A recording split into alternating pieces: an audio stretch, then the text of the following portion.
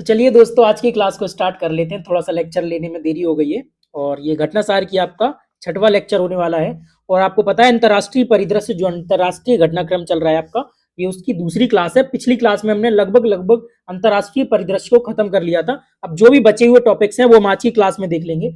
और जो भी कमेंट कर रहे हैं तो आपके आरओ मेंस तक आपका मान के चलिए आपका ये पूरा बुक कंप्लीट हो जाएगी, पूरी मैगजीन खत्म हो जाएगी। और पीडीएफ के लिए आपको टेलीग्राम में लिंक मिल जाएगी, टेलीग्राम ग्रुप पे आपको पीडीएफ मिल जाएगी, कमेंट में आपको लिंक मिल जाएगी, आप वहां से जाके ज्वाइन कर सकते हैं। चलिए सीधा टॉपिक पर चलते हैं। जो बचे हुए अंतर्राष्ट्रीय परिदृश्य के टॉपिक हैं आज हम उनको कंप्लीट कर लेंगे। पहला टॉपिक क्या है?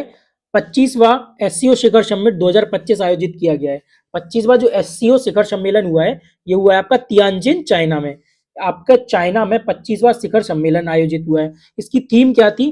Promoting the Shanghai spirit, promoting the Shanghai spirit SCO in action. तो 25वां हुआ है आपका एससीओ शिखर सम्मेलन 2025 में, तो आप ऐसे समझ लेंगे 25वां हुआ है 2025 में, तो ये बना कब होगा? 2001 में। मतलब 2001 में इसका क्या हुआ होगा? पहला शिखर सम्मेलन हुआ होगा, वो भी आपका चाइना में ही हुआ था। 25वां शिखर सम्मेलन आपका हुआ है 2025 में। और आपका जो 2001 में पहला शिखर सम्मेलन हुआ था ये भी हुआ था आपका चाइना में। इसकी थीम देख लिया आपने, promoting the Shanghai spirit. Promoting the Shanghai spirit नाम से ही समझ जाएंगे आप, संघाई स्पिरिट को प्रमोट करना। संघाई की जो स्पिरिट है, जो सोल है, उसको क्या करना? प्रमोट करना। अब एससीओ के नाम में ही आता है Shanghai corporation of India organization, Shanghai corporation organisation.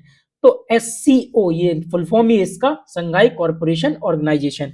ठीक है, इसकी संघाई स्पिरिट से ही आप पकड़ लेंगे थीम क्या होगी। इसमें तियानजिन घोषणा पत्र जारी कर पहलगाम हमले की निंदा की गई है। स्टेटमेंट वाइज यदि क्वेश्चन आपसे पूछा जाएगा तो पूछ सकते हैं कि तियानजिन घोषणा पत्र क्या है, पहलगाम हमले की निंदा किस घोषणा पत्र या किस शिखर सम्मेलन में की गई है। अब आपके दोनों फैक्ट क्लियर हो गए होंगे। 25वां शिखर सम्मेलन एससीओ का कहाँ हुआ है? तियानजिन चाइना में हुआ है। कब हुआ है? 2025। तो 2025 में 25वां हुआ है, तो 2001 में इसका पहला शिखर सम्मेलन हुआ होगा। अब आप इसकी स्थापना समझ गए होंगे कब हुई है।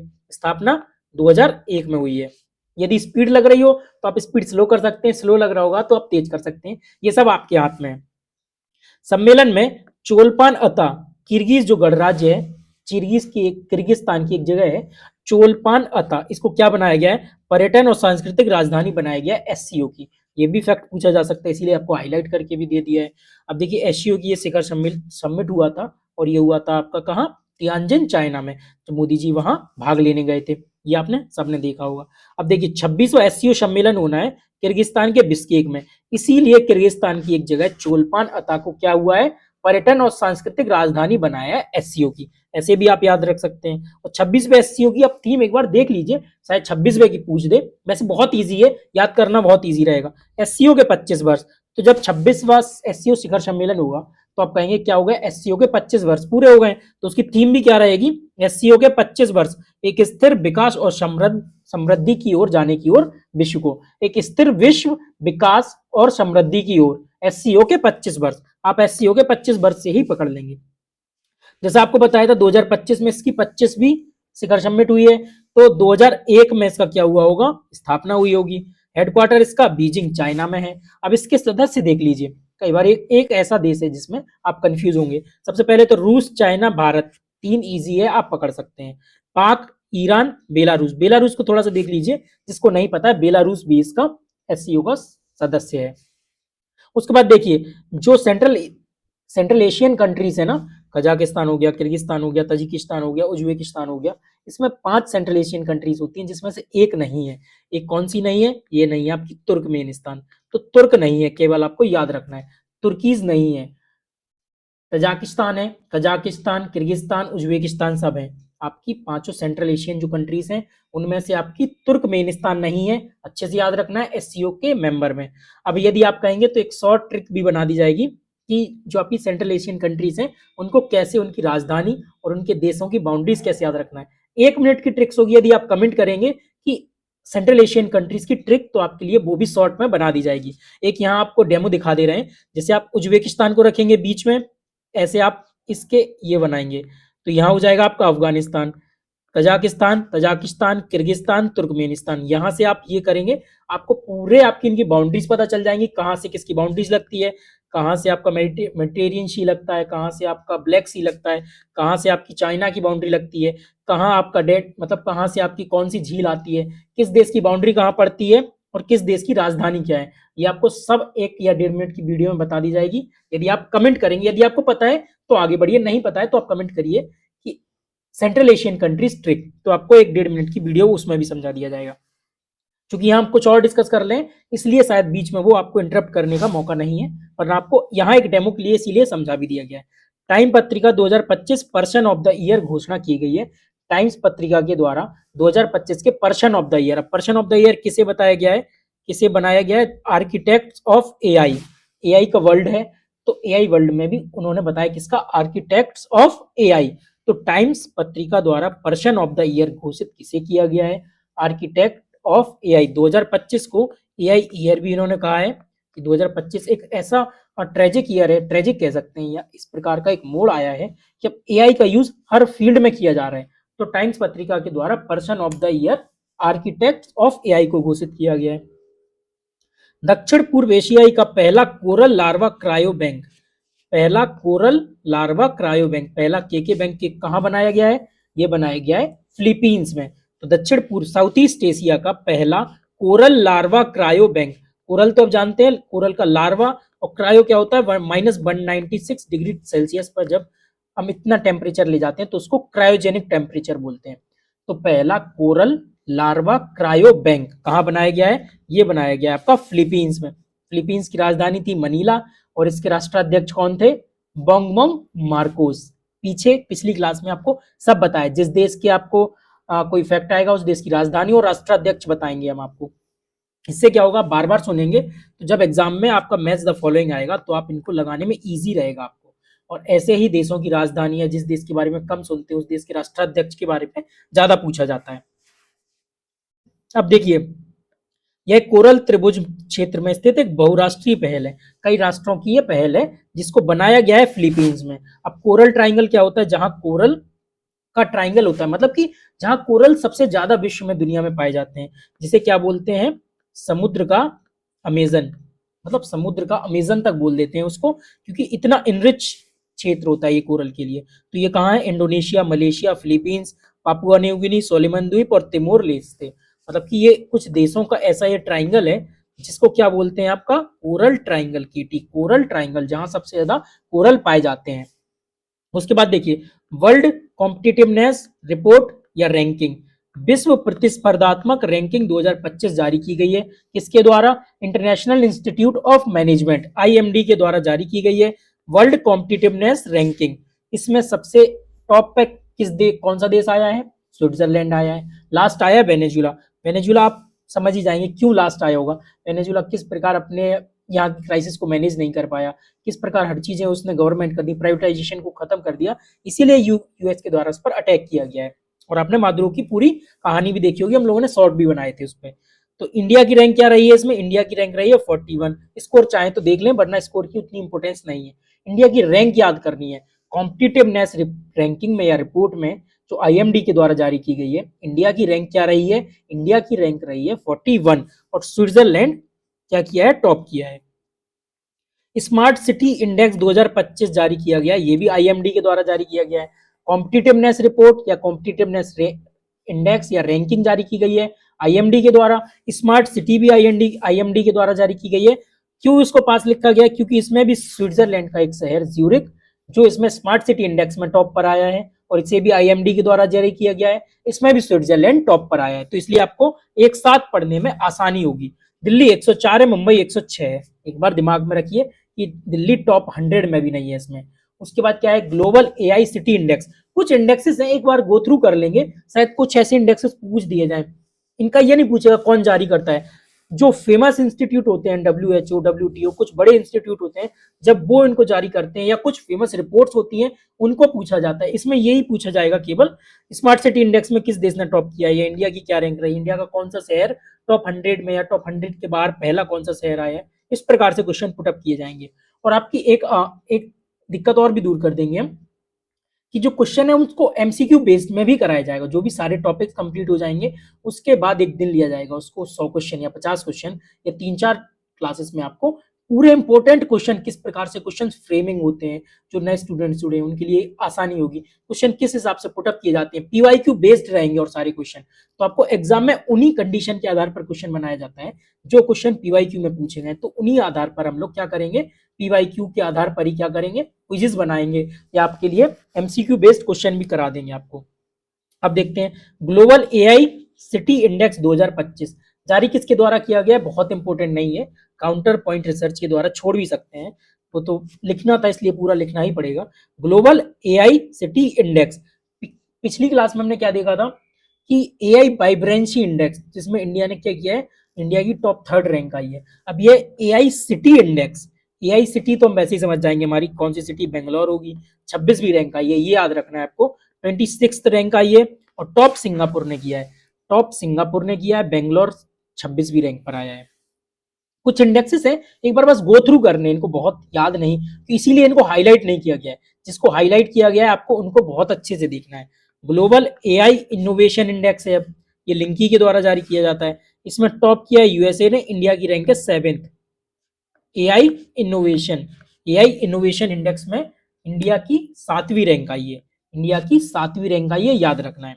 अब हमने क्यूएस जो स्टूडेंट्स मतलब सिटी रैंकिंग आई है क्यूएस की, हमने कल देखी थी क्यूएस की यूनिवर्सिटी रैंकिंग, आपको याद हो, एक मिनट आपको दिखाई देते हैं इस प्रकार से, देखिए क्यूएस की हमने सारी, क्यूएस की हमने एशिया की जो यूनिवर्सिटी थी उसको देखा था, उसमें हांगकांग यूनिवर्सिटी थी आपकी, वर्ल्ड में आपकी एमआईटी अमेरिका थी, उसके बाद मैनेजमेंट यूनिवर्सिटी देखी थी, ये थी आपकी यूनिवर्सिटी ऑफ पेंसिल्वेनिया, और मैनेजमेंट में हमारा आईआईएम बेंगलोर था, और एशिया वर्ल्ड में दोनों में हमारा आईआईटी दिल्ली था। ये हमने कल देखा था बहुत अच्छे से। अब कुछ और इसमें अपडेट हो गया है, जैसे क्यूएस की बेस्ट स्टूडेंट सिटीज रैंकिंग 2026 जारी की गई है, तो बेस्ट स्टूडेंट सिटीज कौन सी हुई है, सियोल दक्षिण कोरिया की, सियोल दक्षिण कोरिया की कौन सी हुई है, best student cities ranking QS के द्वारा जारी की गई है।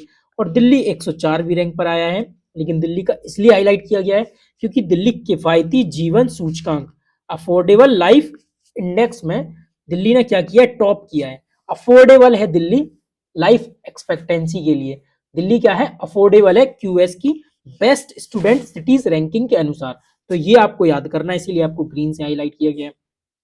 क्यूएस की वर्ल्ड यूनिवर्सिटी सस्टेनेबिलिटी रैंकिंग, मतलब जो सस्टेनेबल यूनिवर्सिटी है उसकी रैंकिंग भी निकाली गई है यूएस के द्वारा, उसमें कौन सी यूनिवर्सिटी ने टॉप किया है, उसमें स्वीडन की लुंड विश्वविद्यालय प्रथम रैंक पर आई है, तो फर्स्ट रैंक आया है लुंड विश्वविद्यालय, लुंड यूनिवर्सिटी स्वीडन, ठीक है, तो आप इसको भी याद रखेंगे। और आपको एशिया का बता ही दिया है, यूनिवर्सिटी में क्यूएस के द्वारा, वर्ल्ड का बता ही दिया है, एमआईटी है, एशिया में आपकी हांगकांग है, वर्ल्ड में एमआईटी है, और मैनेजमेंट यहाँ भी लिखा है, तो मैनेजमेंट आपको वहां भी बताया था, मैनेजमेंट यहाँ भी लिखा है, the Wharton school of university of Pennsylvania, तो आपको याद रखना है यूनिवर्सिटी ऑफ पेंसिल्वेनिया, इसमें हमारा आईआईएम बेंगलोर था 52 रैंक पर, ये आपको अच्छे से पूरी कल क्लास में भी बता दिया था।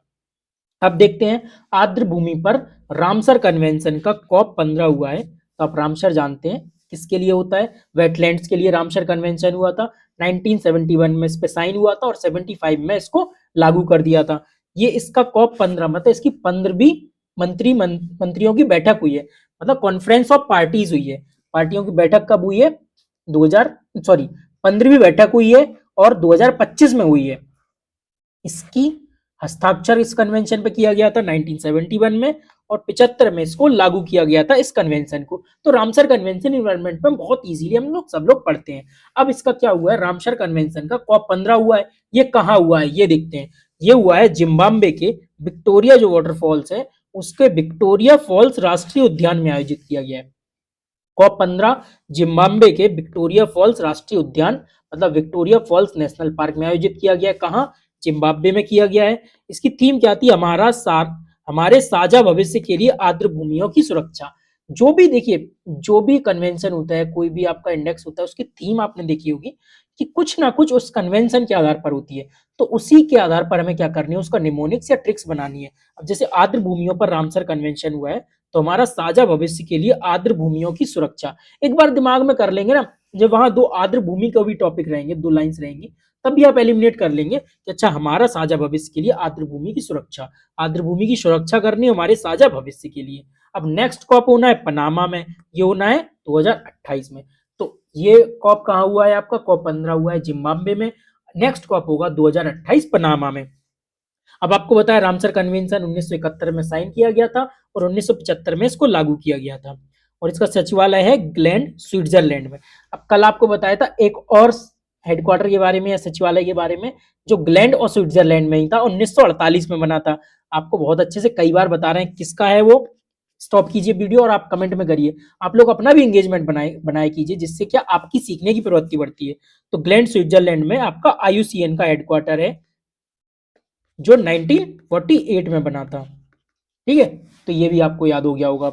अब देखिए ब्रिक्स का 17वां शिखर सम्मेलन हुआ है 2025 में।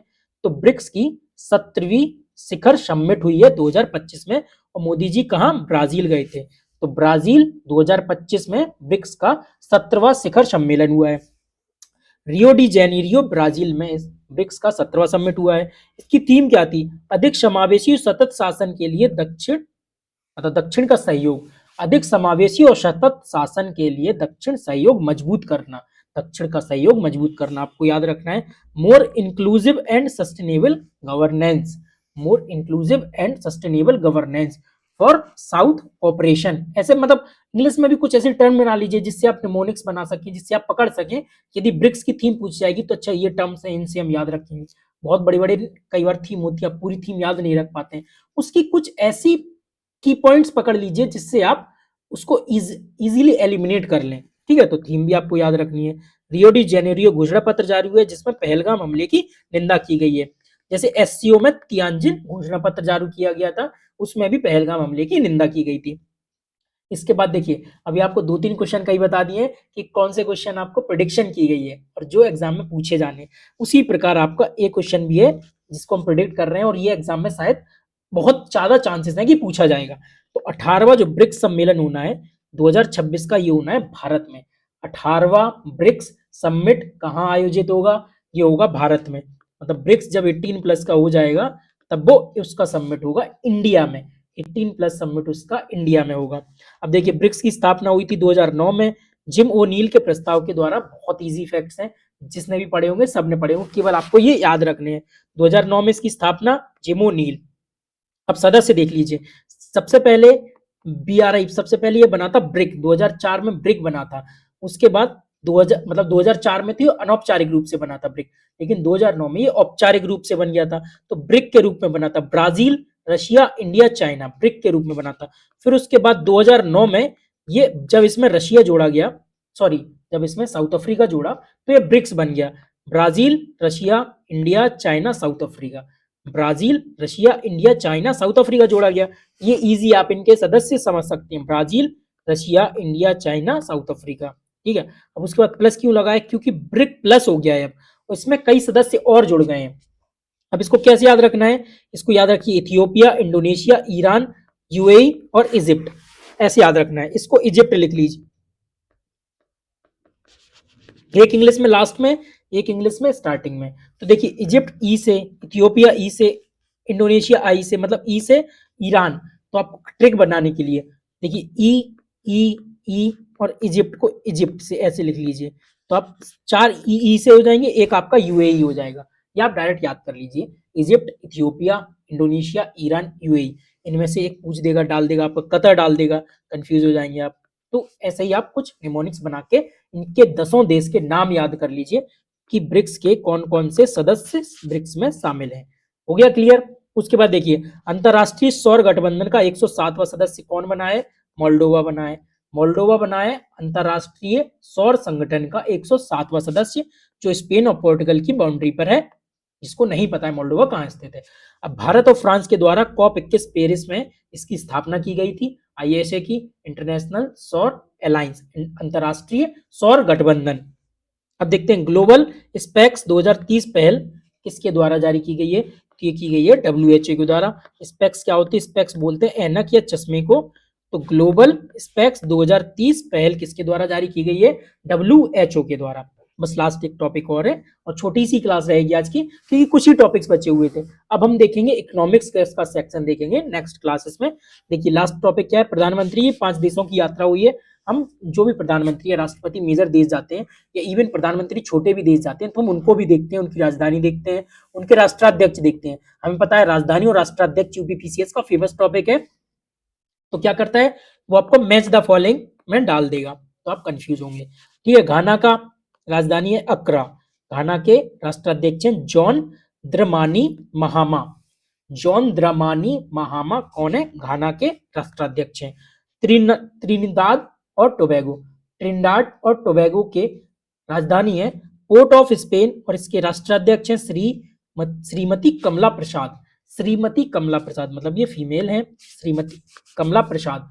त्रिनिदाद और टोबैगो के राष्ट्राध्यक्ष श्रीमती कमला प्रसाद, इसकी राजधानी पोर्ट ऑफ स्पेन। दोनों क्लियर हो गए होंगे। अब इसकी कुछ ट्रिक खास बन नहीं रही थी, कुछ अपने से याद भी करना होगा, जिसकी आपको ट्रिक बन जाए तो आप ट्रिक बना लें उसकी। अर्जेंटीना का सबको पता है, अर्जेंटीना की जेबियर मिलेई क्या है इसके, सॉरी इसमें कंफ्यूज हो गया होगा, जेबियर मिलेई अर्जेंटीना के राष्ट्राध्यक्ष हैं।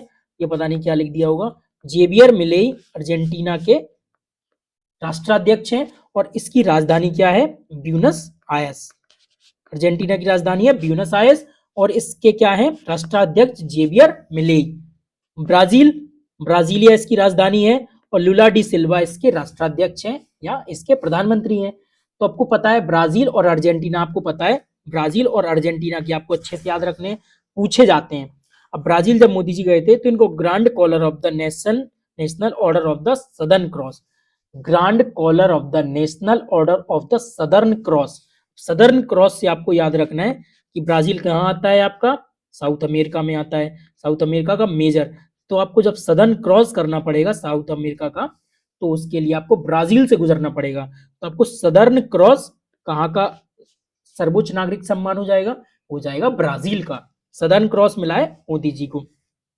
और जो भी जैसे कई और देश गए उनको मिला है तो उनको उसी देश के नाम पर, जैसे ट्रिनिदाद और टोबैगो का भी मिला है तो उसी देश के नाम पर है, इसलिए उसको यहाँ मेंशन नहीं किया गया है। अब जैसे नामीबिया, नामीबिया की राजधानी विंडहॉक और इसके राष्ट्राध्यक्ष है नेटुम्बो नंदी। नेटुम्बो नंदी, नंदी है नामीबिया के, नंदी है नामीबिया के नेटुम्बो नंदी। ठीक है, ना से भी ना मिला सकते हैं आप, कि ना ऐसे भी मिला सकते हैं। विंडहॉक इसकी राजधानी है। Order of the most ancient, order of the most ancient Welwitschia mirabilis. Welwitschia mirabilis क्या है? नामीबिया का सर्वोच्च नागरिक सम्मान है जो मोदी जी को दिया गया है। Order of the most ancient Welwitschia mirabilis, ये अवार्ड दिया गया है मोदी जी को, इसलिए यहाँ इनका नाम लिखा गया है। कई बार ऐसे नाम पूछ देंगे कि ये जो आपका सर्वोच्च नागरिक सम्मान पुरस्कार मिला है ये किस देश के द्वारा मोदी जी को मिला है, तो आपको कुछ कुछ ऐसे भी नाम याद रखने होंगे। और नामीबिया देखिए CDRI है जो आपदा रोधी अवसंरचना हमारा गठबंधन है, और ग्लोबल बायोफ्यूल अलायंस, ये दोनों भारत के द्वारा प्रस्तावित किए गए, भारत के द्वारा बनाए गए हैं। तो CDRI और GBA ग्लोबल बायोफ्यूल अलायंस के इसमें शामिल हो गया है नामीबिया। नामीबिया इसीलिए इंपॉर्टेंट था, इसीलिए नामीबिया का सर्वोच्च नागरिक पुरस्कार भी लिखा, मोदी जी वहां गए इसलिए उसका इंपोर्टेंस भी बढ़ जाती है। यूपीआई तकनीक लाइसेंस समझौते पर हस्ताक्षर करने वाला नामीबिया पहला देश भी बन गया है। यूपीआई को तो स्वीकारने वाले कई देश हैं, लेकिन यूपीआई तकनीक लाइसेंसिंग, जो यूपीआई की तकनीक है उसके लाइसेंस के समझौते पर हस्ताक्षर करने वाला कौन सा देश पहला बना है? नामीबिया बना है। अब देख लेते हैं इसी बहाने यूपीआई को स्वीकारने वाले कौन कौन से देश हैं। ये तो पहले देखिए नेपाल, भूटान और श्रीलंका हमारे पड़ोसी देश हो गए, प्लस मतलब और कौन से देश हैं? मॉरिशस भी आपको याद रहेगा पड़ोसी देश है, हम संबंध अच्छे रहते हैं। उसके बाद देखिए सिंगापुर, यूएई, फ्रांस और कतर, चार आपको याद रखने हैं। सिंगापुर, यूएई, फ्रांस और कतर, चार देश ऐसे और हैं जो यूपीआई को स्वीकारते हैं। तो वहां पे कोई ऐसा सीधा क्वेश्चन बनेगा, यूपीआई को निम्नलिखित में से कौन कौन से देश स्वीकारते हैं या कौन से देश नहीं स्वीकारते हैं।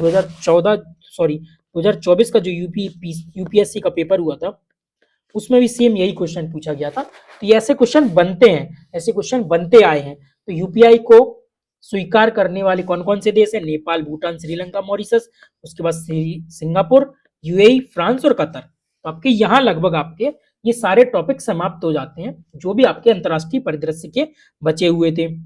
एक बार रिवीजन के तौर पर देख लेते हैं, जल्दी हो गया है तो 25वां एससीओ शिखर समिट 2025 में तियानजिन चाइना में हुआ है। प्रमोटिंग द संगाई स्पिरिट इसकी क्या है, थीम है। उसके बाद इसने पहलगाम हमले की अपने तियानजिन घोषणा पत्र में निंदा की है। चोलपान, चोल से याद रख सकते हैं, कुछ ऐसा बना लीजिए, चोलपान। चोल कहाँ की है, किर्गिस्तान की, चोल किर्गिस्तान। चोलपान कहाँ की है, किर्गिस्तान की, जो पर्यटन और सांस्कृतिक राजधानी एससीओ की बनी है। 26वां एससीओ होना है किर्गिस्तान में, इसीलिए चोलपान अतः वहां की क्या बनी है, उसकी राजधानी बनी है। अब उसके बाद समझेंगे कि क्या हो गया है। उसके बाद देखिए इंपॉर्टेंट और फैक्ट देख लेते हैं, जैसे टाइम पत्रिका पर्सन ऑफ द ईयर जारी किया गया है। पहला कोरल लार्वा क्रायो बैंक जारी किया गया है फिलीपींस में। उसके बाद विश्व कॉम्पिटिटिवनेस रैंकिंग देखी हमने, स्मार्ट सिटी इंडेक्स रैंकिंग देखी हमने। उसके बाद क्या है, जो भी हमने सारे देख लिए हैं fact, QS based student cities ranking देख ली, और सारे हमने फैक्ट्स देख ही लिए हैं जिनको हमने देखना था, इंपॉर्टेंट है जो। तो ये सारे फैक्ट्स हमने देख लिए हैं जो इंपॉर्टेंट फैक्ट्स हैं। अब आपको क्या करना है, इनको अच्छे से रिवाइज कीजिए, पीडीएफ आपको टेलीग्राम में मिल जाएगी। तो उसके बाद जैसे ही आप जाएंगे टेलीग्राम में तो ये पीडीएफ मिल जाएगी, और आप वहां से देखिए और हाईलाइटेड फैक्ट को आप बार बार रिवाइज कीजिए, क्लास को देखिए, जो ना समझ आए कमेंट बॉक्स में आप कमेंट किया कीजिए, अपना फीडबैक जरूर दिया कीजिए, जिससे हमें भी मोटिवेशन मिलता है और आपकी भी सीखने की प्रवृत्ति बढ़ती है। ठीक है, मिलते हैं नेक्स्ट क्लास में, धन्यवाद।